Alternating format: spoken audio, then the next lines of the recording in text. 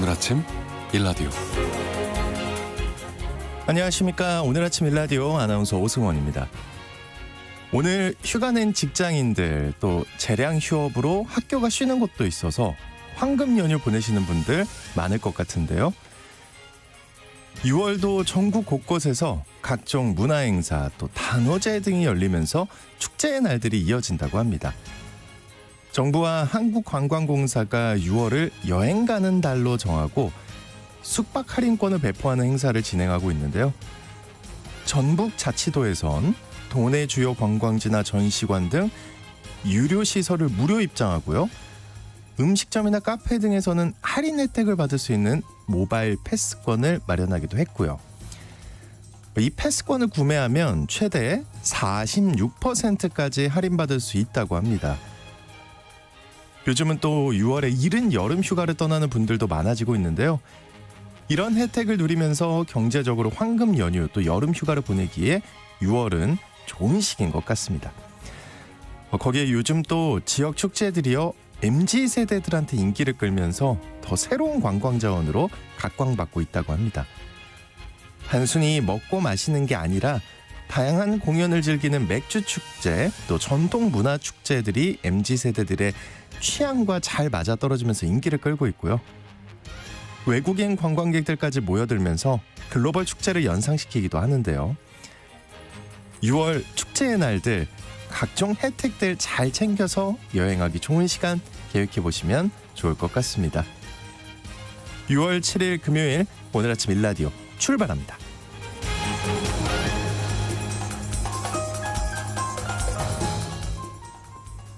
네, 오늘 아침 일라디오 이 시간은 물론 KBS 일라디오의 모든 프로그램은 유튜브 KBS 일라디오 공식 채널이나 모바일 콩 어플리케이션을 통해 실시간으로 함께 하실 수 있습니다. KBS 일라디오 채널 구독과 좋아요, 댓글 많이 부탁드릴게요. 자, 오늘 팩트체크 시간에는요. 지난 6월 5일이 환경의 날이었는데요. 환경 관련 이슈들에 대해 팩트체크 해보겠습니다.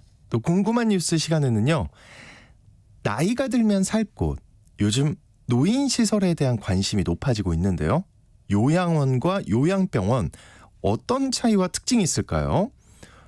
오늘 궁금한 점들에 대해 전문가와 살펴보겠습니다.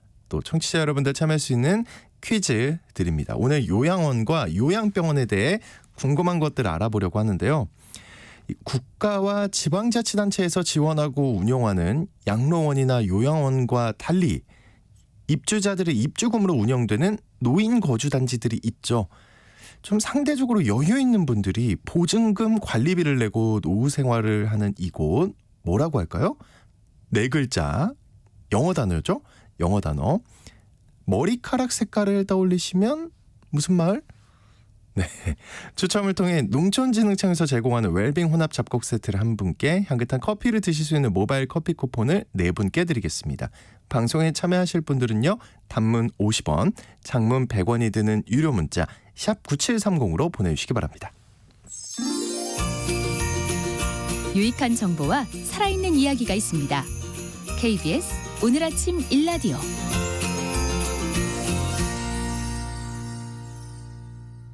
이 정보가 사실인지 혼란스러운 내용을 바로잡아보는 팩트연구소 시간입니다. 팩트체커 선정수님과 함께합니다. 안녕하십니까? 네, 안녕하세요. 네, 6월 5일이 환경의 날이었는데 이와 관련해서 팩트체크 준비하셨다고 합니다. 우선 환경의 날, 이거 어떻게 만들어진 날인가요? 1972년 6월 스웨덴 스톡홀름에서 열린 유엔 인간환경회의에서 세계 환경의 날이 제정됐습니다. 되게 오래됐죠. 1972년이요. 이 회의에서 설립된 유엔 환경계획, UNEP, UNEP이라고 줄이는데요. 네. 1987년부터 매년 세계 환경의 날을 맞아서 그 해의 주제를 선정하고 대륙별로 돌아가면서 나라를 정해서 행사를 개최하고 있습니다. 우리나라는 1990년에 환경정책 기본법을 제정을 했고요. 1996년에는 6월 5일을 환경의 날로 제정했습니다. 네, 요즘 우리나라에서도 환경에 대한 인식이 많이 높아진 것 같습니다. 기업도 친환경 마케팅 신경 많이 쓰고요. 또 소비자들도 이왕이면은 친환경 제품을 사용하자는 생각을 많이 하는 것 같은데요. 전반적으로 우리나라의 환경 지표랄까요? 이건 어떻습니까?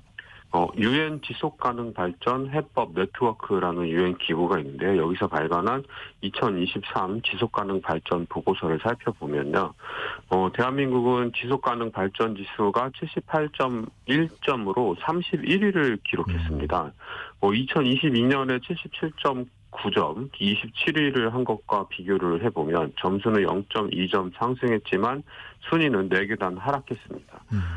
지속 가능 발전에 대한 정부의 노력 및 의지를 평가하는 항목에서는 55.1점으로 54위에 그쳤고요. 정부가 좀 더 노력을 많이 해야 되겠죠. 네.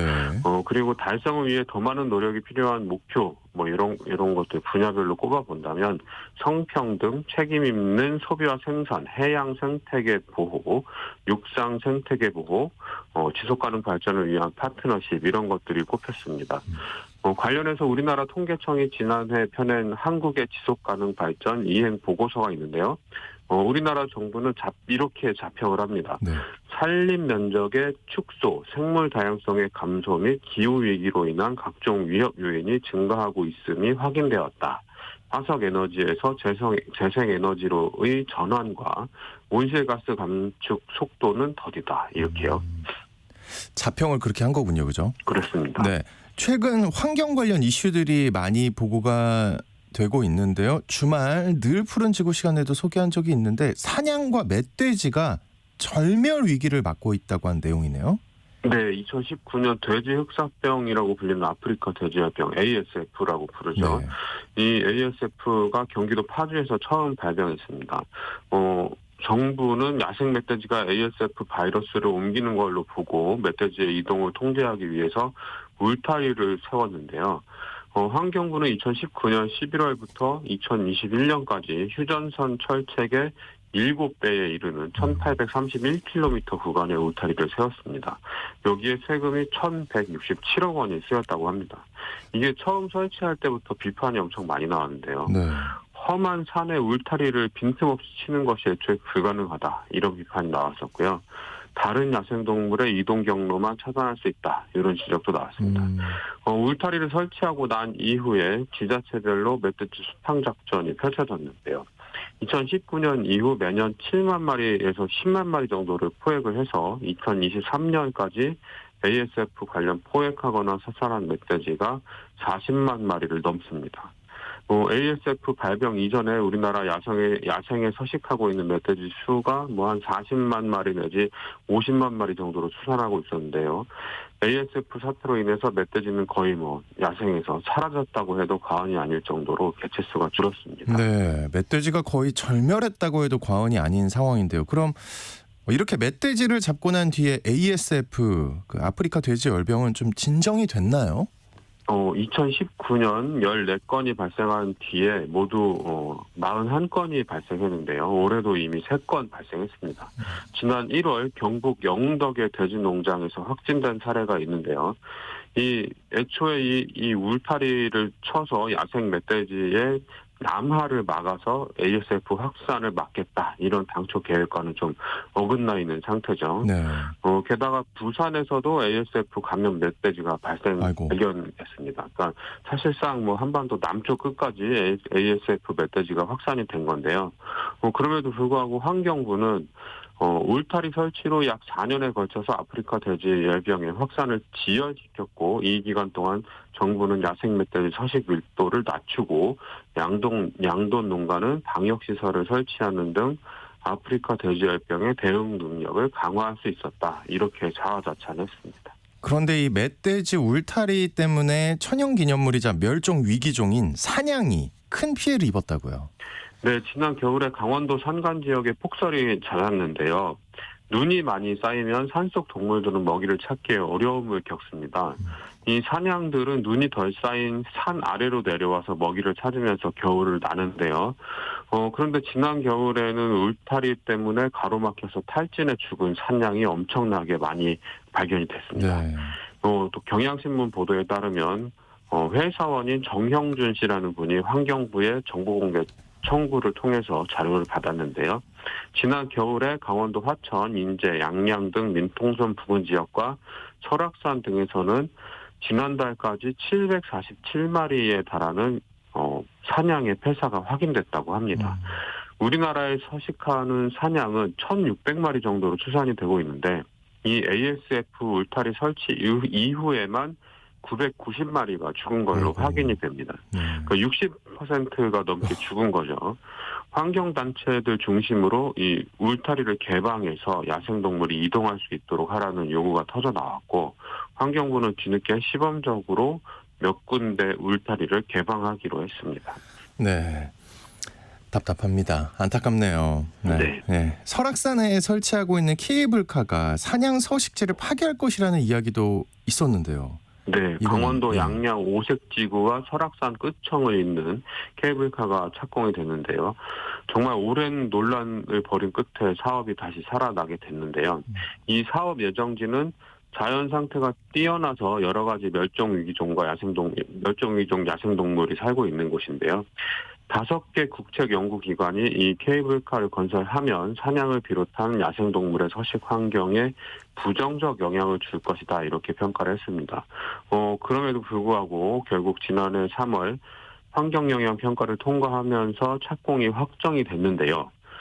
사냥 행동권에 미칠 영향을 최소화하고 극상림과 아구산대 보존을 위해서 노선 전체 길이를 3.5km에서 3.3km로 단축을 했습니다. 그리고 케이블카 정류장에 내린 탐방객이 기존 등산로로 갈 수 없도록 상부 정류장 위치도 해발고도 1,480m에서 1,430m로 하향 조정했고요. 강원도와 양양군은 2026년 상업운전을 목표로 시공사를 선정을 했습니다. 케이블카 설치에 반대하는 주민들은 주민 감사 청구에 나서고 있어서 귀추가 주목됩니다. 네. 백두대간 보호구역이 벌목됐다는 이야기도 있습니다. 이 보호구역인데 나무를 베어내는 벌목이 가능했다는 이야기인데요. 이건 사실인가요? 좀 믿기지 않는 네. 소식이라서 좀 확인을 해봤는데요. 민주지산이라고 충북 영동, 전북 무주, 경북 김천시 경계에 있는 1240m 높이의 산이 있습니다. 이 산은 백두대간 보호에 관한 법률이 지정한 백두대간 보호지역인데요. 그런데 완충 지역부터 핵심 지역까지 총 11구역에 걸쳐서 숲이 모두 베어졌습니다. 모두 베어졌어요? 예, 예. 완전히 빡빡머리처럼 밀어버렸는데요. 이 베어진 곳 위에는 민주지산 선도 산림경영단지 숲가꾸기 시범사업 입지라는 안내문이 자리하고 있었고요. 이 산림청이 숲가꾸기라는 명목으로 기존의 숲을 밀어내고 다른 나무를 심은 겁니다. 그린피스 서울사무소는 산림청의 경제림 육성단지 지도를 분석해서 모두 74,947헥타르의 보호지역과 경제림 육성단지가 중첩된 사실을 확인했다고 합니다. 이 경제림 육성단지는 고품질 목재를 지속적으로 공급하기 위해서 조성되는 지역인데요. 산림청이 목재 생산을 위해서 나무를 심고 기르고 수확하고 이용하는 이런 산림자원 순환 경영을 진행할 예정이라고 합니다. 이 산림청은 여기에 대해서 또 어떻게 해명을 하고 있냐면 네. 해당 지역은 2003년에 경제림 조성단지로 먼저 지정이 된 다음에 보호지역으로 지정이 됐다 이렇게 밝히고 그리고 백두대간 보호법에 벌채는 금지되어 있지 않다. 개발이 아니라 더 좋은 숲을 가꾸는 과정이다. 이렇게 설명을 했습니다. 그렇지만 이 아름드리 나무들을 몽땅 베어내고 민둥산을 만든 다음에 경제림을 조성한다. 이런 산림청의 행정은 굉장히 큰 아쉬움을 담기고 있습니다. 그러네요. 참 이제 웃음이 나옵니다. 헛웃음인 거죠. 네. 그 까마귀가 사람을 공격했다 이런 이야기도 들리네요. 그 인간의 환경 파괴에 동물이 반격에 나선 거다 이런 건가요?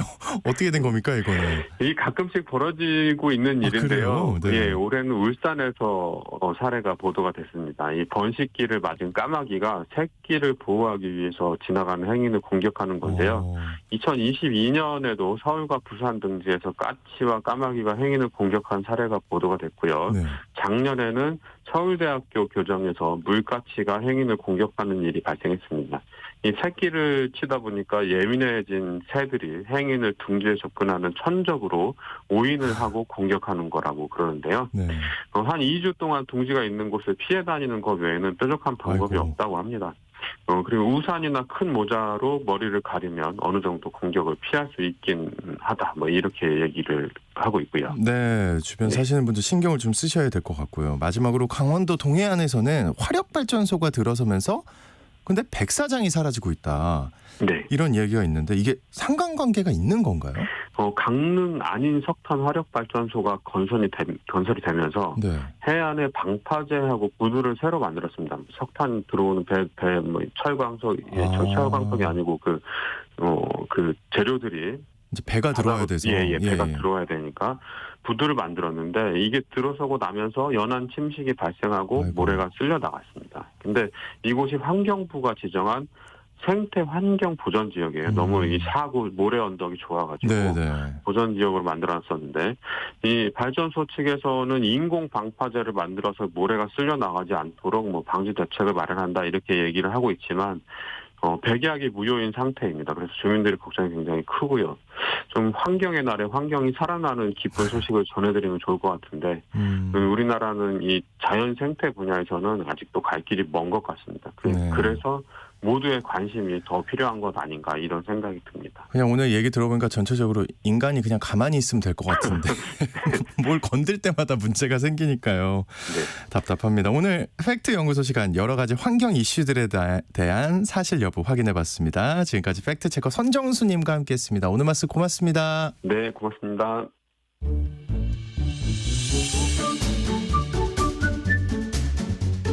아침을 여는 기분 좋은 습관. KBS 오늘 아침 1라디오.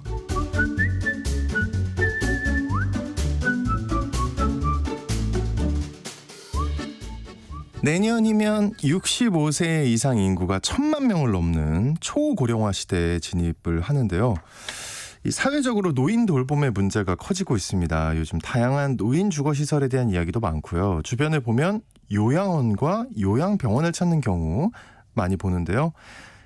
이 요양원과 요양병원, 실버타운이 다 다른데 차이점은 뭔지, 또 이런 노인 시설을 어떻게 알아봐야 하는지 오늘 전문가 모시고 살펴보겠습니다. 숙명여대 특수대학원 실버 비즈니스학과의 이한세 초빙 교수님 모셨습니다. 어서 오십시오. 네, 안녕하세요.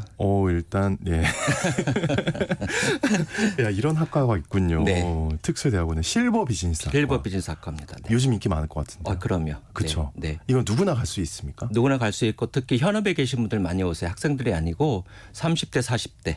현업에 계셔서 실버 비즈니스를 좀 배워서 창업하고 싶으신 분들도 있고 나의 현업에서 조금 더 구체화시키고 싶으신 분들도 있고 이런 분들 많이 오세요. 예. 여튼 끝나고 자세한 얘기를. 자, 이제 좀 처음부터 약간 무거운 얘기일 수 있는데 그 집에서 자식들이 부모님의 돌봄을 책임지기 어려워지는 것 같고요. 그죠? 요즘 또 결혼 안 하고 혼자인 경우 많잖아요. 저도 그렇지만 노후에는 돌봄을 받을 수 있는 시설에서 살게 되는 게 어떻게 보면 좀 자연스러운 흐름이 되고 있는 것 같아요. 네, 그렇습니다. 네, 네. 뭐 자녀분들이 효심이 없어서 못 모시는 게 아니고요. 지금 보면 80%의 어르신들이 성인 자녀하고 떨어져 살아요. 결혼하면 다 분가하고. 그런데 이제 그 부모님들이 어느 정도 이제 나이가 드시면 이제 연세가 드시잖아요. 그럼 네. 돌봄이 필요해요. 근데 떨어져 살아요. 근데 사실 그때가 되면 자녀들이 이제 벌써 50대, 60대거든요. 그럼 부모님은 80대 되면서 이제 혼자 살기 어려워 이럴 때 그럼 부모님 모시고 살까? 어려운 얘기죠, 현실적으로. 자녀들도 이제 50대고. 그럼요. 그땐 한창 또 어떻게 보면 돈도 많이 들어가고 바쁠 때고. 또 아내도 있잖아. 아내도 덜컥 어머니 모시고 살까? 그럼 뭐 좋은 소리 듣겠어요. 네, 그러다 보니까 그런 어려움이 자꾸 생기는 거죠. 생기니까 정부에서도 이게 일반 가정에서 돌봄을 할 문제가 아니구나. 우리가 좀 어떻게 해야 되겠다. 네네. 그래서 그러면 우리가 보험을 만들고 그다음에 요양원, 요양병원을 만들어서 정부에서 돌봄을 좀 책임져 주자. 예, 그래서 이제 만드는 거고요. 그러다 보니까 뭐 지금은 뭐 효심이 없어서가 아니고 자연스럽게 정부에서 만든 그런 시설로 이제 노후가 되시면 그쪽으로 이제 가시는 게 일반적인 추세입니다. 네, 일단 노인 시설이라고 하면요, 요양원, 또 요양병원, 실버타운 이렇게 떠올리게 되는데 이 차이점들을 정확히 아는 사람은 별로 없을 것 같거든요. 어떤 차이가 있는 건가요? 조금 세 곳이 이제 공통점이 있고 이제 다른 점들이 있습니다. 그래서 공통점 때문에 조금 이제 혼란스러워하시는데 공통점이라 하면 일단은 나이가 많으신 분들이 간다. 세 곳 다. 근데 나이가 많다는 게 기준이 있나요? 기준이 있죠. 실버타운은 60세 이상인데 실질적으로는 뭐 70대 후반 80세 분들이 많이 가시고요. 네. 그리고 요양원 요양병원도 법적으로 대부분 65세 이상인데 거기도 마찬가지로 한 7, 80대가 많이 가세요. 네. 특히 이제 요양원과 요양병원 경우에는 많이 이제 혼돈스러워 하세요. 이제 나이도 많으시고 또 두 곳 가시는 분들이 건강도 안 좋으세요. 요양원이나 요양병원은 네, 대부분의 예. 경우. 예. 그러니까 어떤 분들은 아, 나 건강이 안 좋은데 요양병원을 가야 되나 요양원에 가야 되나 또 왔다 갔다 하시기도 하고 그래서 좀 혼란스러운데 제가 몇 가지 항목을 들어서 요양원과 요양병원 차이점을 좀 말씀드릴게요. 네.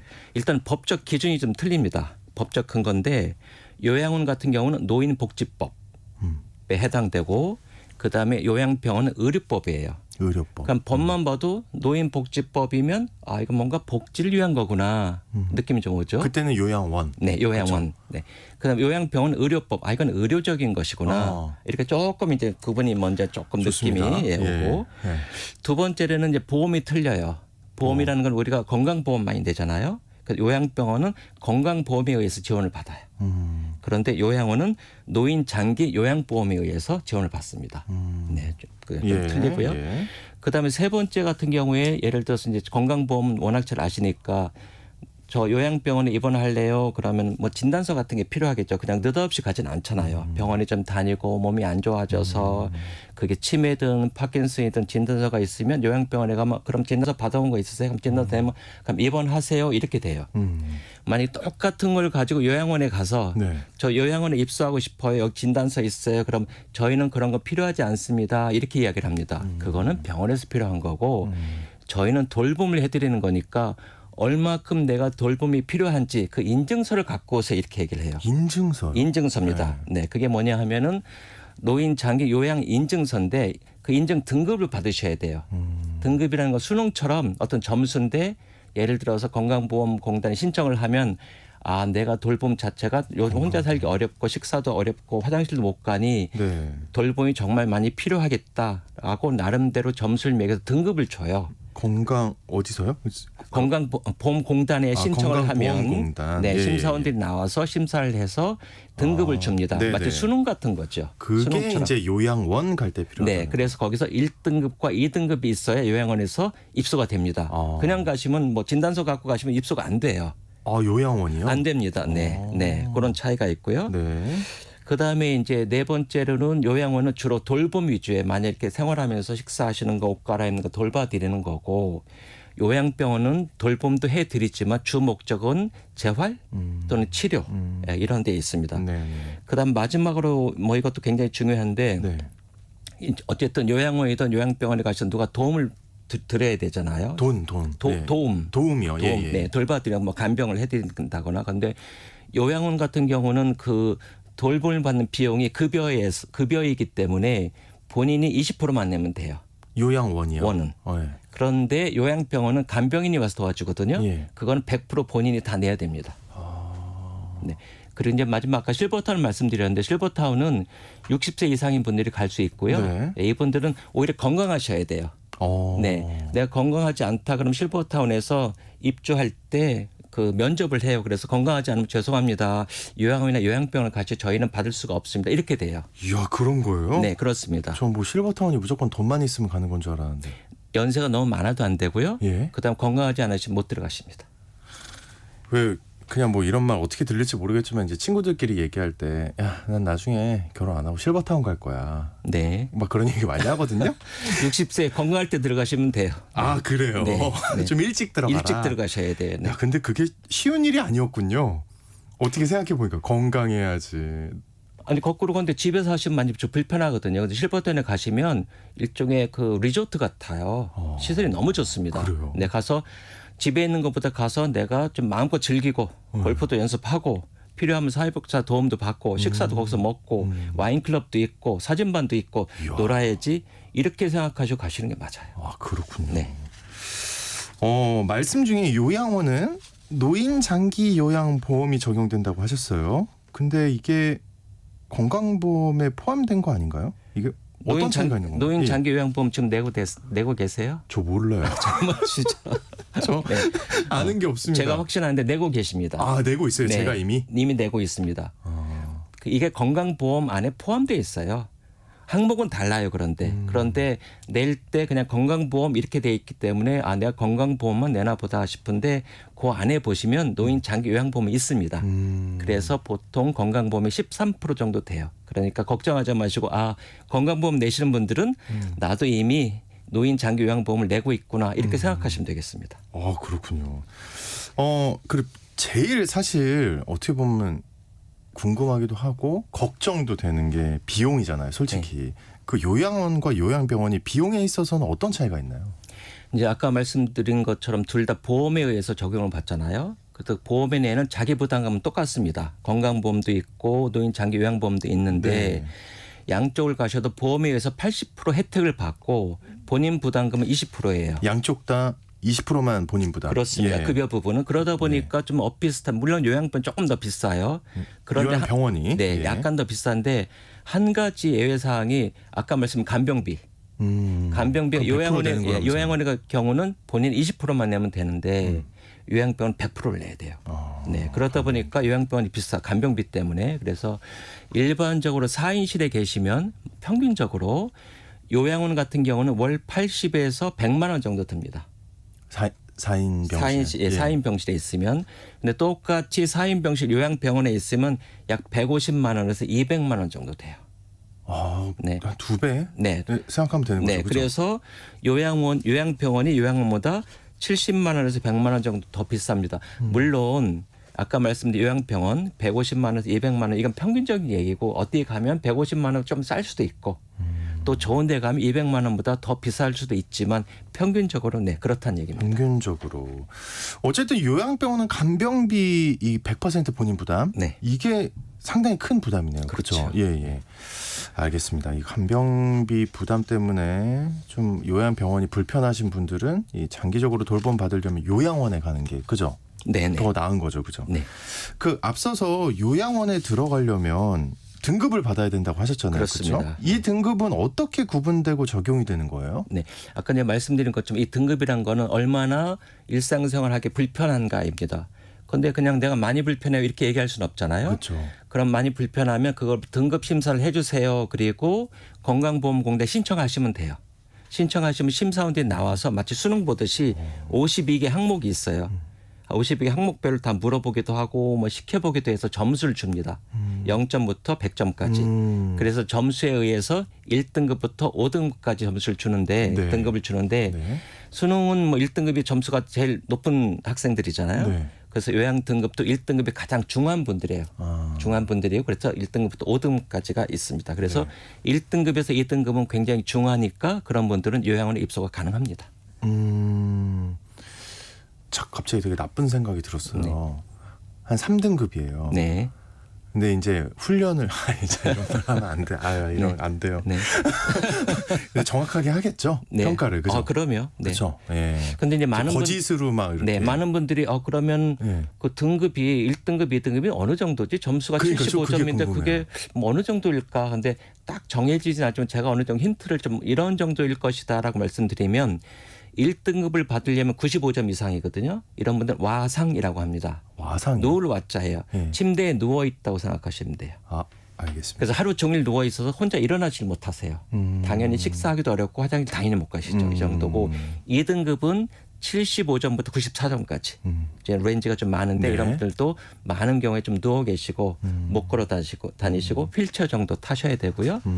이제 아까 말씀드린 3등급은 이제 조금 더 낮아서 그래도 간신히 화장실은 어떻게 가시는데 혼자 외출하기 어려운 정도. 어렵고. 네. 그리고 4등급은 조금 더 이제 경증이어서 뭐 화장실도 가시고 하지만 뭐 식사를 준비하거나 목욕을 자주 하거나 이렇게 좀 어려운 분들. 그다음 5등급은 더 밑에서 일상생활이 어느 정도 가능하지만 치매가 있으신 분. 네, 이렇게 등급별로 구분이 되어 있습니다. 예, 5등급이 네. 일상생활은 간신히 할 수 네, 있는 느낌. 어느 정도 하는데 치매가 있으신 분. 아하. 그래서 5등급을 치매 등급이라고 부르기도 합니다. 제가 아까 잠깐 나쁜 생각이라고 했는데 만약에 이런 상황은 어떻습니까? 요양원에 꼭 가야 되는데 네. 그 등급이 제대로 안 나온 거예요. 네. 그러니까 제대로라기보다 잘 안 나온 거죠. 네. 그러면은 절대 못 들어가는 건가요? 요양원은? 네, 그렇지 않습니다. 아까 말씀드린 것처럼 1등급에서 5등급이잖아요. 그런데 이제 또 그걸 두 단계로 구분을 해요.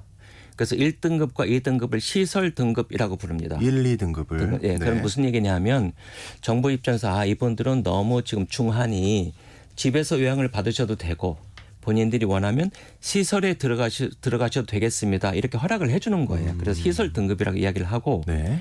3등급부터 5등급은 재가 등급이라고 얘기를 해요. 그냥 말로 그렇게 붙인 겁니다. 재가 등급. 예. 집에서 머문다는 뜻이에요. 그래서 정부 입장에서는 엄청나게 그렇게 중하지는 않으니 가급적 집에 계시면서 요양보호사를 부르기도 하고 또는 조약원 보호센터도 가기도 하고 이렇게 하시면 좋겠습니다라는 뜻인데 그런데 3등급, 4등급 받은 분 중에 그렇게 하고 싶지만 뭐 예를 들어 가족들이 좀 멀리 살거나 그렇죠. 문제가 있어서 꼭 요양원에 가셔야 할 분 많이 계십니다. 네. 이런 분들은 다시 심사 요청을 하시면 돼요. 3등급, 4등급이지만 재가 등급에서 시설 등급으로 바꿔주세요. 이렇게 하면 심사원이 나와서 바꿔줄 수 있습니다. 그런데 여기 하나 예를 들어 3등급이 2등급으로 올라가는 건 아니에요. 3등급, 4등급은 유지하되 요양원에 가실 수 있도록 그 재가 등급에서 시설 등급으로 바꿔주는 거고요. 그리고 현재 요양원을 보면 네. 1, 2등급이 아까 시설 등급이라고 했잖아요. 1, 2등급이 30%밖에 안 돼요.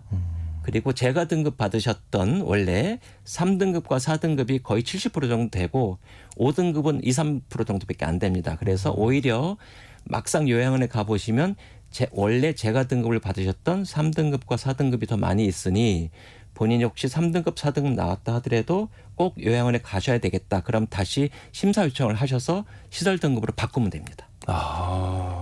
심사 요청을 해라. 네. 예, 알겠습니다. 그러면 갈 수 있다. 네. 그러니까 3, 4, 5등급이 나왔다고 해서 입소가 안 된다고 생각하면 안 되겠네요. 맞습니다. 네. 입소 가능하다. 또 이제 이런 것도 궁금해요. 혹시 등급을 잘 받는 방법이 있나요? 합법적으로? 네, 합법적으로 예를 들어서 3등급인데 어떻게 해서 2등급을 받아야겠다 이런 건 사실 어렵고 심사원들 매 눈이에요. 와가지고 그렇죠. 정확하게 그분들이 보시는데 뭐 한두 명 보겠습니까만. 네. 저는 오히려 거꾸로 뭐 등급이 안 나올 것 같은데 해서 그냥 등한시하는 분들 계세요. 제가 바로 그런 케이스였거든요. 예? 네. 저희 어머니 90세이신데 제가 이제 모시고 살아요. 네. 늘 같이 살다 보니까 뭐 식사도 잘 하시고 화장실 혼자 가시고 밥 차려는 혼자 다 드시고 어떤 때는 설거지까지 해놓으세요. 그런데 아무래도 90세가 되니까 이제 좀 건망증도 있으시고 하던 얘기를 계속 하시고 그래서 병원에 갔더니 초기 인지 장애. 뭐 저희는 치매라고 얘기하기까지는 좀 그래서 90살이시면. 네, 근데 뭐 등급이 나올까? 뭐 안 나올 텐데, 근데 그래도 밑에 본인 한번 해볼까 했어요. 5등급 나왔습니다. 네, 5등급이 나오면 집으로 하루에 3시간 요양보호사를 부를 수도 있고. 또 복지용품들이 있거든요. 네. 이걸 본인이 15%만 내면 쓸 수 있으니까 이제 좀 부모님 연로하시고 보기에 조금 인지장애도 약간 있으신 것 같다. 그럼 신청해서 한번 검사해 보세요. 그래서 근데 잠깐만요. 네. 검사하는 건 돈이 안 드는 거죠? 안 됩니다. 무료고 만약에 등급이 안 나오면 건강하구나. 그러면 좋고. 좋은 거죠. 네. 등급이 나오면 그러면 요양 혜택을 받아야지. 그래서 좋은 거니까 저는 꼭 한 번씩 해보라고 권해드리고 싶습니다. 네, 이 방송 듣는 우리 청취자분들 중에 혹시나 비슷한 상황이시라면 추천을 드립니다. 그죠? 네. 그 등급 심사 받으려면 어디에 연락해야 되는 거예요? 건강보험공단에 연락하시면 되고요. 네. 그래서 온라인으로 신청하셔도 되고 그럼 자기 이제 공인 인증서가 있어야 돼요. 네, 그런 것도 귀찮다. 그럼 내방하셔서 그냥 신청서 한 장만 쓰면 됩니다. 직접 가서? 네, 간단합니다. 예. 알겠습니다. 참. 근데 또 이렇게 생각이 들 수도 있을 것 같아요. 이제 뭐랄까요, 요양원 떠올리고 막 등급 신경 쓰고 네. 이렇게 하는 것 자체가 네. 자식 입장에서 나쁜 짓일까 아닌가 하는 생각할 수도 있는데, 그러니까 막 불효 아닌가 내가 너무. 저는 그렇게 생각지 않고 어떤 분들 이런 분들 계세요. 네. 남의 눈을 의식해서 부모님을 요양병원 보내면 요양병원이니까 뭐 괜찮다. 요양원에 보내면 누구 요양원에 보내드렸다 이렇게 이런 소리 듣지 않을까 걱정하시는데 네. 절대 그렇지 않습니다. 네, 그래서 오히려 요양원이 비용도 저렴하고 그다음에 돌봄도 잘 되어 있어요. 그러니까 굳이 병이 있어서 요양병원에서 매일 의사의 처치가 필요치 않으면 요양원에 가시는 게 맞습니다. 네, 요양원에 가는 게 맞고요. 네. 뭐 간병도 잘 되어 있고 그렇지만 예를 들어 의사의 처치가 필요하고 뭐 질병도 고쳐야 되고 재활도 받아야 된다. 그러면 이건 비용의 문제가 아니죠. 이럴 때는 무조건 요양병원을 가셔야 합니다. 한 가지 더 말씀드리고 싶은 네. 거는 부모님이 자꾸 이제 연로해지시는데 뭐 약간 귀찮기도 하고 잘 모르고 그러니까 그냥 아이 뭐 어떻게 되시겠지 혼자 잘 지내시겠지 이렇게 해서 그냥 집에서 방치하는 경우가 있어요. 적극적으로 요양원과 요양병원을 알아보지 않고 그냥 혼자 내버려 두면 저는 그게 오히려 방치라고 생각하거든요. 네. 난 그것이 오히려 더 불효라고 생각합니다. 오히려 집에다 방치하면 불효다. 요즘 시설이 좋잖아요, 그렇죠? 좋아지고 있고. 네. 근데 요즘은 이제 요양원도 프리미엄급이 있다는 네. 얘기 저도 들었어요. 네. 예, 뭐 엄청나게 좋다. 네. 뭐 예, 이런 데가 있다. 네. 예, 그 전에 이제 낀 세대가 있는데요. 낀 세대. 네, 낀 예. 세대가 이제 뭐냐면 이제 연세가 뭐 7, 80 이렇게 되셨죠. 그런데 요양 심사를 했더니 등급은 나올 정도로 그렇게 몸이 아프진 않아요. 그래 그럼 실버타운 가볼까 했더니 너무 연세가 많으세요. 또 또는 가기에는. 약간 건강이 안 좋으시고 어려워요. 그래서 중간에 실버타운에도 못 가고 요양원에도 못 가는 분들이 계세요. 근데 경제적인 여유는 좀 있으세요. 집에서 혼자 있기는 참 불편하고 이런 분들을 위한 시설들이 생기기 시작했어요. 그래서 뭐 법적인 용어는 없는데 케어형 실버타운. 케어형 실버타운 혹은 네. 뭐 저는 뭐 사립 요양원 이렇게도 부르는데 거기는 등급 없이 가기 때문에 보험의 혜택은 못 받아요. 네, 그렇지만 사실 시설도 굉장히 좋고 돌봄도 굉장히 좋습니다. 다만 굉장히 비용이 비싸겠죠. 굉장히 비싸요. 네, 그래서 한 300만 원에서 한 600만 원 정도 합니다. 한 명. 월. 네, 그래서 경제적인 여유가 충분한 분들이라면 뭐 이런 것도 가실 수 있고 네네. 만약에 내가 등급이 있다. 그리고 300에서 600은 너무 비싸고 그런데 일반적으로 대부분의 요양원들이 80만 원에서 100만 원이거든요. 돈을 조금 더 내도 여기보다 좀 좋은 데 가고 싶다라는 분들이 갈 수 있는 프리미엄 요양원이 있습니다. 어허. 그런 데는 약 200만 원에서 300만 원 정도 됩니다. 네. 그 노인 시설 정보를 좀 뭐랄까 종합적으로 쉽게 접하고 좋은 곳을 선택할 수 있는 방법이 있을까요? 일단은 그렇게 하기 위해서 보통 인터넷을 많이 쳐보잖아요. 네네. 인터넷 쳐보면 거기에 플랫폼들이 있어요. 있어서 굉장히 많은 시설들의 리스트가 있는데 그 리스트 자체는 좋아요. 근데 제가 가보면 예를 들어 이러이러한 분들은 여기 가세요. 그리고 무슨 20, 30개를 막 올려놓고 이런 분들은 저희 가세요 올려놨는데 그 리스트는 정확치 않습니다. 업데이트 되어 있지도 않고. 아 그래요? 네. 예. 그래서 일반적으로 뭐 사설에서 하는 그런 플랫폼들은 나온 리스트를 이제 참고만 하시되 맹신은 하지는 마시고요. 그리고 더 중요한 거는 좋은 요양원과 좋은 요양병원을 가는 것보다 나쁜 요양원과 나쁜 요양병원을 피하는 게 훨씬 더 중요합니다. 그래요? 네. 그렇죠. 그런 데가 많은가 보네요. 많지는 않지만 예. 그런 데를 가시면 건강했던 분들도 건강이 악화되고 최악이네요. 최악의 경우는 돌아가실 수도 있어요. 그러니까 일단은 대부분의 요양원이나 요양병원들이 괜찮습니다. 그런데 나쁜 곳을 피해야 되고요. 피하는 방법이 이제 한 가지를 말씀드리면 많은 분들이 모르시는데 건강보험공단하고 심평원에 가시면 요양원과 심평원이 어디입니까? 건강보험 심사평가원 아, 네. 예. 사이트에 가시면 아이디 패스워드 없이 요양원과 요양병원 등급을 매겨놨어요. 조사를 해서. 아 자기들이 그거 네. 믿을만 하죠. 뭐 그거는. 믿을만 하죠. 예, 예. 그래서 요양병원은 1등급에서 5등급까지 1, 2, 3, 4, 5등급 그다음 요양원은 A, B, C, D, E A등급에서 2등급까지 있으니까 거길 보시고 가급적 4, 5등급이나 네. 뭐 2등급, D등급, 2등급은 좀 피하시면 좋겠습니다. 안 좋은 데를 피하는 게 중요하다. 알겠습니다. 오늘 요양원과 요양병원 또 실버타운의 차이점 그리고 노인 시설을 좀 어떻게 봐야 하는지 궁금한 뉴스를 통해 살펴봤습니다. 지금까지 숙명여대 특수대학원 실버비즈니스학과의 이한세 초빙 교수님과 함께했습니다. 오늘 말씀 고맙습니다. 네, 감사합니다. 네, 오늘 퀴즈의 정답은 실버타운이었습니다. 6644님 정답 보내주셨고요. 8095님도 40대 후반 달려가는데 실버타운 관심 간다고 자식들에게 부담 덜어주고 싶다 이런 말씀 보내주셨고요. 8463님도 7811님도 다 잘 보내주셨습니다. 중복 당첨 여부 확인 후에 홈페이지에 당첨자 올려놓을게요. 전 내일 다시 돌아옵니다. 좋은 하루 보내세요. 1년에 한 번 이상 농지를 경운하고 용배수로를 정비하여 농지의 기능 유지에 최선을 다하는 우리의 청년들. 영농이 불가능한 폐경지를 제외하고 직불금을 신청하는 우리의 할머니 할아버지. 영농 폐기물 분리수거, 영농 기록을 작성하는 우리의 부모님. 이분들은 농업 농촌의 공익 기능을 증진하는 대한민국 농업인입니다. 공익직불제 준수사항 이행 점검이 6월부터 9월까지 진행되며 이행하지 않은 경우 직불금이 감액될 수 있습니다. 자세한 사항은 읍면 동사무소 또는 농가련 사무소에 문의하시기 바랍니다. 본 캠페인은 농림축산식품부와 국립농산물품질관리원이 함께합니다.